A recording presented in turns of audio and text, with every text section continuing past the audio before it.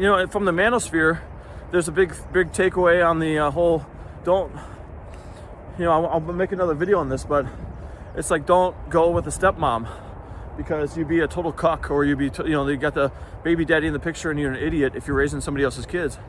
So for me, look, divorce is a fact of life, and there's a lot of single mothers out there, and the idea that they're all trash and that they're all, invaluable is really offensive. You know, we shouldn't be. I think it's right to warn men to look out for women that feel entitlement to your resources just because they feel like they're a top tier woman or whatever. You know, if you don't see the value in a woman, then don't give them don't give them the value that they think they need, or that they're worth.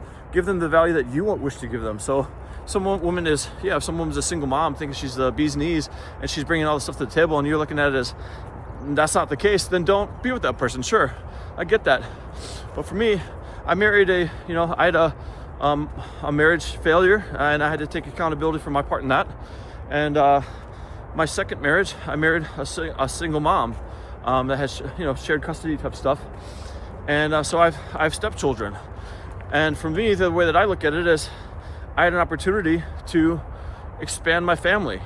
You know, having kids is, contrary to popular belief and the idiocy that we live into now, in these days, having children around you and being part of their development is an honor, and it is a wonderful experience. And what else would I be doing with my time that would be more valuable than that? Sitting at home watching another fucking a series on Netflix. With my kids, I get to, with my biological children and my stepchildren, I get to be an active part of their lives, and I get to go into their,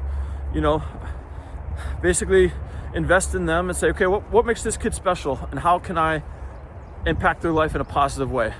So just by showing up and being masculine and being the person, the man that I want to be, defining the man that I want to be, and showing up and presenting and, fighting the good fight in life, that's one thing. Another way is, looking at each individual kid and say, what makes this kid special? What are their passions? Okay, this kid likes to sing.